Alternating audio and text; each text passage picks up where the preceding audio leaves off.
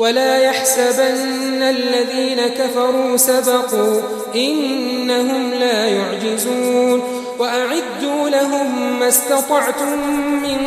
قوة ومن رباط الخيل ترهبون به عدو الله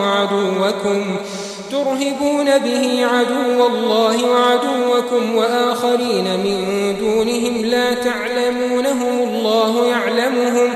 وما تنفقوا من شيء في سبيل الله يوفى إليكم وأنتم لا تظلمون وإن جنحوا للسلم فاجنح لها وتوكل على الله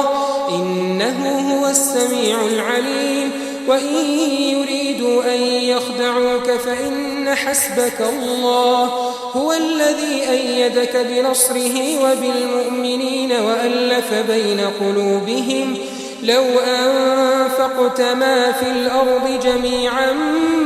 ما ألفت بين قلوبهم ولكن الله ألف بينهم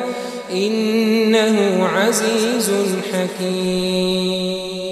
يا أيها النبي حسبك الله ومن اتبعك من المؤمنين